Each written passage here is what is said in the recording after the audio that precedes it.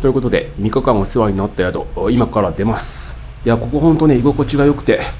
これだけやっぱり部屋が広いと、部屋でね、のんびりできるんでね、しかも掃除も行き届いていて、全然裸足で歩けるぐらいでね、で、ちゃんと、ホットシャワーもガンガン出るんで、めちゃくちゃいい宿でした。ここホテルオアシスっていうところ、おすすめです。ということで、もうホテルからね、このジープ乗り場、バス乗り場がすぐなんで便利です。本当はペリンっていう街に行く予定で、昨日聞いたらね、12時半にジープがあるって言ったんですけど、今日12時前に来てみたら、なんとそのジープが今日はキャンセルということで出なくて、仕方がないから途中の町のジョレサンっていう町を経由して向かうことになった。いや、ちょっとめんどくさい。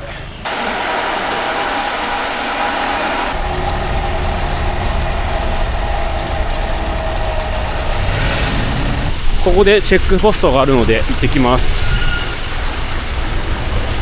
ちょっと待たせているんで早く行かないと。ここで現在チェック中。ちょっと待たせてるから早く行きたいんだけど、結構時間かかってる。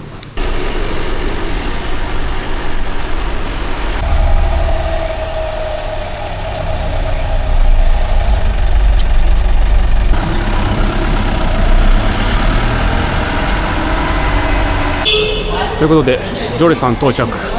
ここから乗り換えてペリーに向かうんですけど、なんかもうドライバーがすでにペリー行きのジープを予約してくれてるみたいで、めっちゃありがたい。ということで無事ペリー行きのシェアジープもゲット。ジョレさんのジープスタンドっていうのはこんな感じで、立体駐車場みたいなところ、ここに集まる感じ。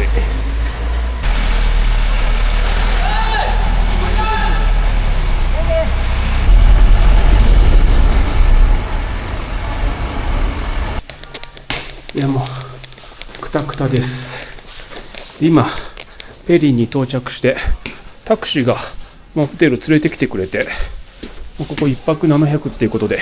ここに泊まりました。いや、こっちの人も親切。ここです。ここが1泊700。探せばね、もっと安いとこ多分あったと思うんですけど、ちょっともうクタクタだったんで、移動時間そのものはね5時間ぐらいだったんですけれども、途中何回も乗り換えしたりだとか、あとかなり山道でねクタクタになってしまったんで、今日はもう晩ご飯食べて早く休もうと思います。ということで、取ったホテルはこのホテルガルーダっていうところ。ここがもうなんか外国人がよく泊まるところって言って、タクシーの運転手がもうここ連れてきてくれて、でここがペリンですね。でもここは世界第3の高峰のカンチェンジェンガ、これがもう30キロぐらいの近さで、天気がいいとね山見えるはずなんですけど、残念ながら、季節的に山見るのは難しいのかなと思うんですけど、いや、なんかちょっと探せばもっといろいろと安い宿あったな。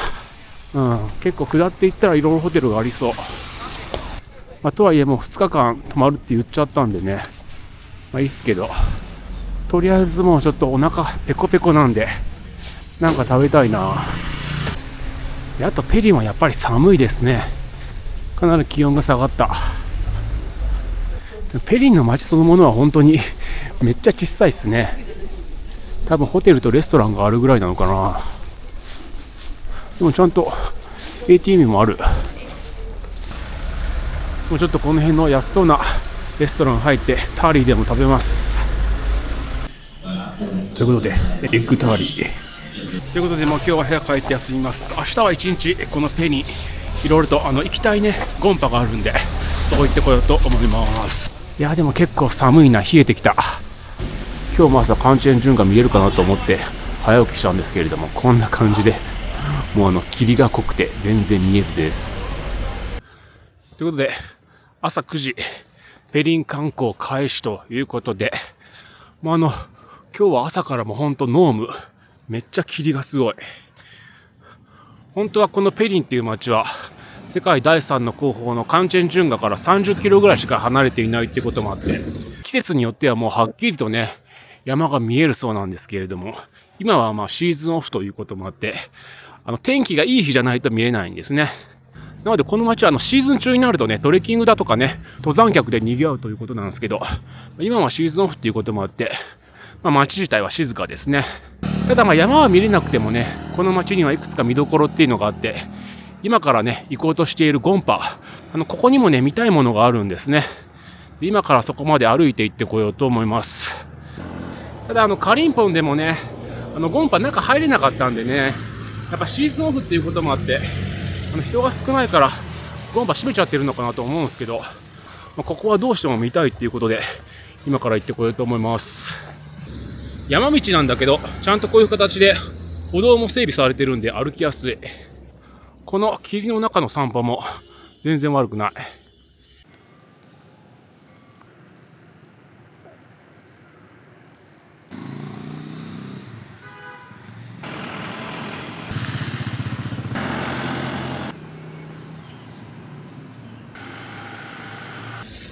ということで、ここがね今から行こうと思っているペマヤンツェゴンパね、ペマヤンツェ総院の入り口ということですね。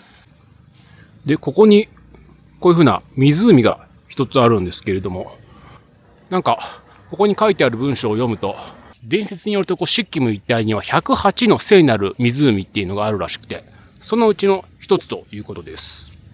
そうでね、ちょっと言い忘れてたんですけれども、今日朝ね4時か5時ぐらいにねこっちで地震がありました。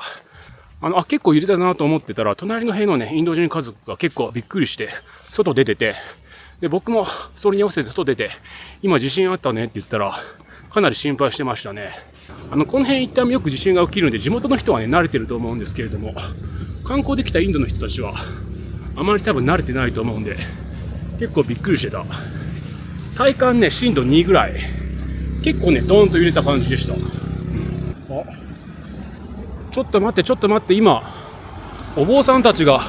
車乗って一斉に下ってんだけど、なんだろう、なんかあんのかな。僕も結構チベットのゴンパ巡りっていうのはラダックとかザンスカールでもしていて、ああいう車列を見るときっていうのは大抵なんかあるんですよ。なんかどっかでセレモニーとかがあるんですよね。ちょっと大丈夫かな、閉まってるとかないよね。ということでここがそのペマヤンツェゴンパ、ペマヤンツェ総院の入り口ということですね。ちょっと心配だな、今の車列は。とりあえず行ってきます。結構別のゴンパから偉い坊さんであったりね、リンポチが来た時とかって、ああいう風な車列でガンガンどっか行っちゃうんですよね。でも今ね、ちょうどゴンパに入ろうとしたタイミングで光が差してきた。神々しいな。到着しました。ここが入り口ですね。どうやら入場料が必要みたいですね。いいでしょう。入ってきます。ちなみに入場料は50でした。50。ということで、ここがゴンパの外観です。これも中入ると撮影はダメっていうことなんで、ここまでです。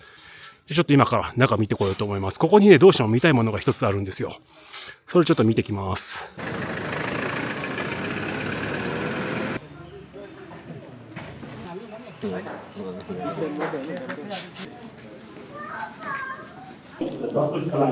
すごいな、グルリンポチもいる。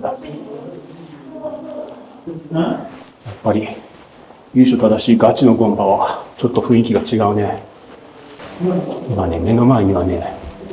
巨大な立体マンダラがあります。これ伝説によると一本の木から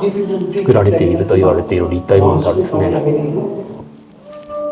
立体マンダラっていうと、当時のね弘法大師が作った立体マンダラは我々日本人には有名ですけれども、それとはやっぱりだいぶ趣が違っていて、極彩色ですね。だいたいね 1,2,3,4,5,6,7 階建てぐらいの大きな塔ですね。そこに内部に至るまでかなりの装飾が施されているという形ですね。これが一つのマンダラ世界っていうのを表してるんですよね。ということで、かなり見応えのあるゴンパでした。これでペリンに来た甲斐がありましたよ。立体マンダラだけではなくてね、博物館とかもかなり見応えがあった。やっぱりね、ニマのお寺ってちょっとやっぱり雰囲気が違いますよね。見応え十分。この辺はゴンパの敷地内にあるところで、こういう趣のある建物、この辺はもしかするとお坊さんたちの部屋になってんのかな。うん。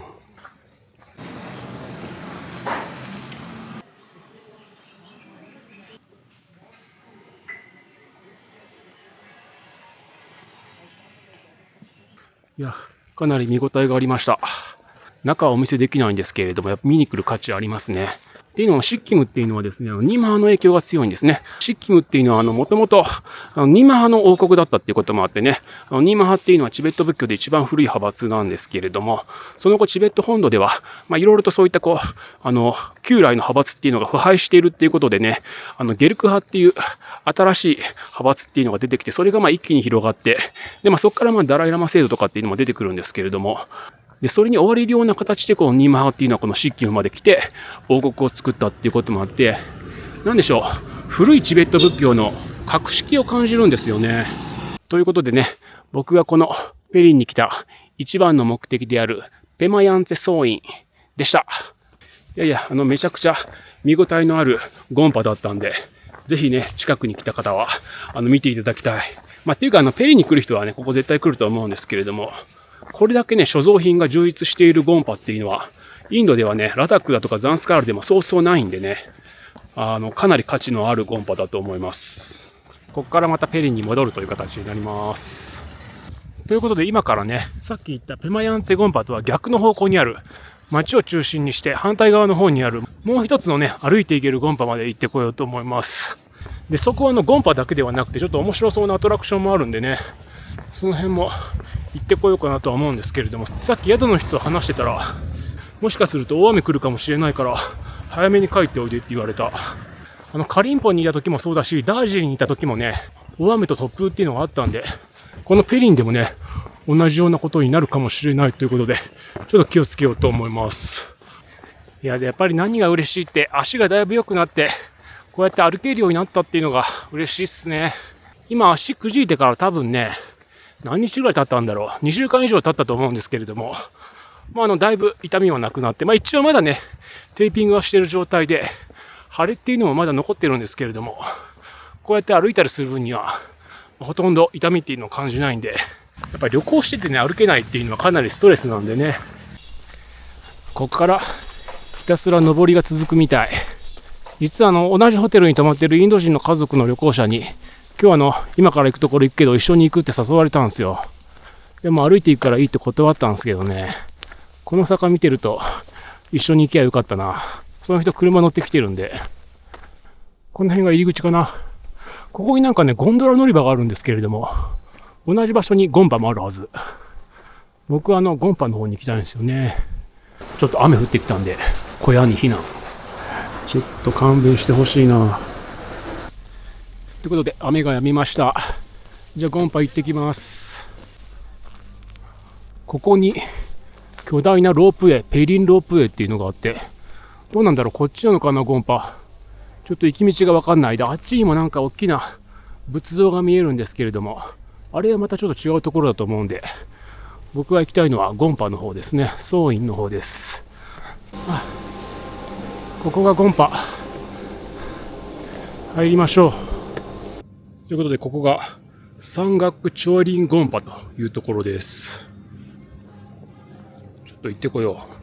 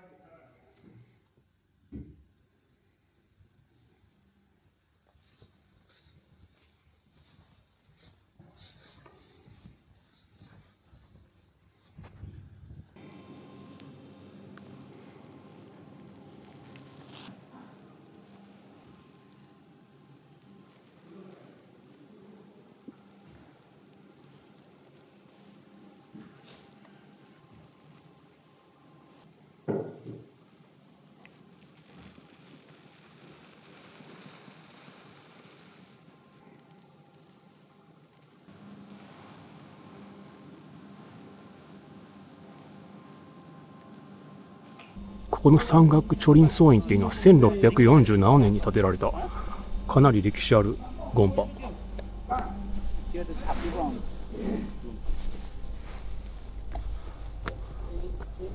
あ、でもこのチョルテンも歴史あるな、確かに。あ、でもここも多分ね、季節によってはもうほんと大パノラマが見えるんでしょうね。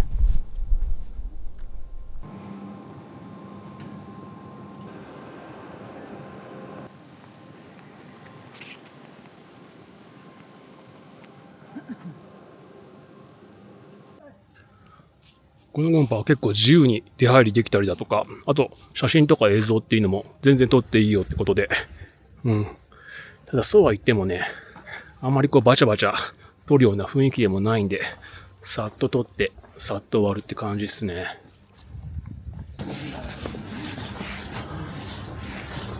Thank you very much. Thank you.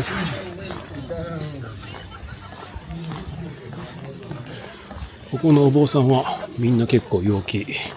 ェルカムウェルカムって感じで、目の前にね、こういう風な形でロープウェイがあったりしてね、この辺も新時代のゴンパって感じですね。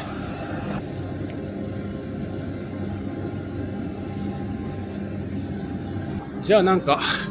あっちの方に大きな仏像があったんで、そこも一応見てきますかね。ペリンではゴンパ巡りうまくいってます。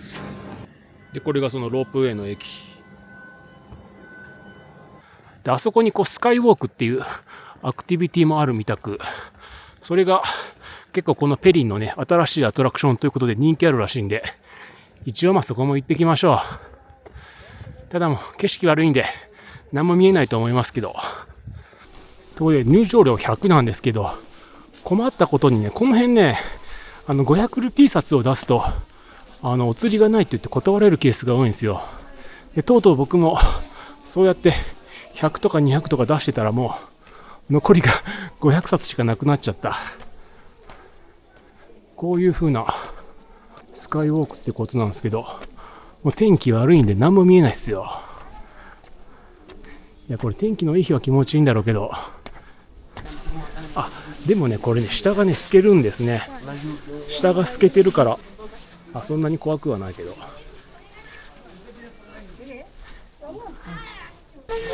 下が透けてるんですね。なので高所恐怖症の人には結構きついかも。いや、ただもう残念ながら山は全然見えない。景色が悪い。こういうことになってるんですね。下見ると結構迫力はある。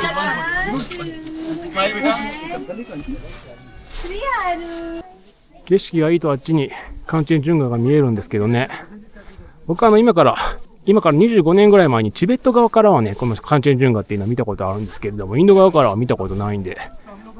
せっかくここまで来てるんだから一目ぐらいは見たいんですけど、一度も見れてない。ということでスカイウォークでした。で、この階段を登った先に立派な仏像があるんで、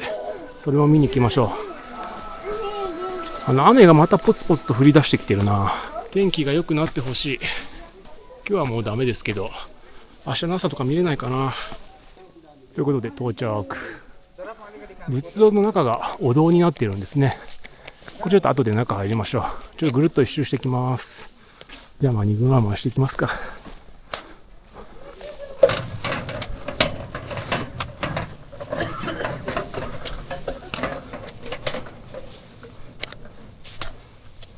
ここにも大きなまた雨降ってきた。また雨降ってきたよ。ここにも大きなモニ車があるんで、よいしょ。回しましょう。雨が降ってきた。ただもう今日はね、これを見終わったら、ペリン観光は終わりっていう風な形なんで、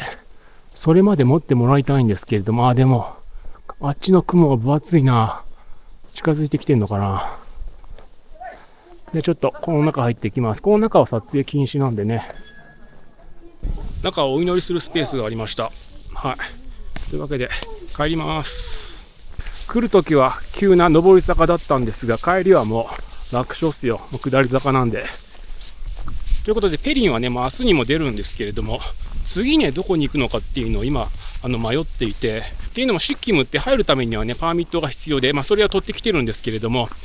北側のね、シッキム州の北側に行こうとすると、それとはまた別のパーミットと、あとガイドとかをね、雇わなきゃいけないっていうことで、事実上ね、行ける場所っていうのがね、結構限られてるんですよ。で、このシッキムの州都のガントクっていう町があって、そこにはね、行くんですけれども、このペリンとガントクだけで終わらすっていうのも、それはそれで寂しいなと思っていて、あと一つぐらいはね、別の町に行きたいなと思っていて、ただね、このペリンからペリン始発のバスやシェアジープっていうのがないんですよね。ガントクに行くシェアジープっていうのはこのペリンからも出てるんですけれども、それ以外の町に行こうとすると、別の町からやってきたシェアジープで、席に空きがあってね、初めて乗れるっていう風な形なんで、結構ね、計算しづらいんですよね。なので、どうしようかなというふうに思っていて、結構この道を見ていただいたら分かるように、もうこの辺山の方なんで、どうしても道がね、うねって、2、3時間の移動であっても結構ぐったりとしちゃうんですよね。なので、移動だけで一日が終わっちゃいそうなんでね、その辺やっぱりちょっと卑怯感があっていいっちゃいいんですけれども。ポークトゥクパ、美味しそう。このトゥクパ、めっちゃ美味しかった。ごちそうさん。というわけで夕方前からもうこの雨と濃霧がすごい。ということで明日はね、できれば天気良くなって山見えてほしいんですけれども、ただ山見えようが見えまいが、明日にはこの街出て新しい街移動しようと思います。いやもう夜ガンガン雨降ってきたんで、もう外に食べに行かずに、このホテルでね、ルームサービス頼もうと思います。ということで今夜7時ぐらいなんですけれども、すごい雨が降ってきて、もう晩ご飯はルームサービスでチキンフライドライス頼みました。はい。ということで明日もよろしくお願いします。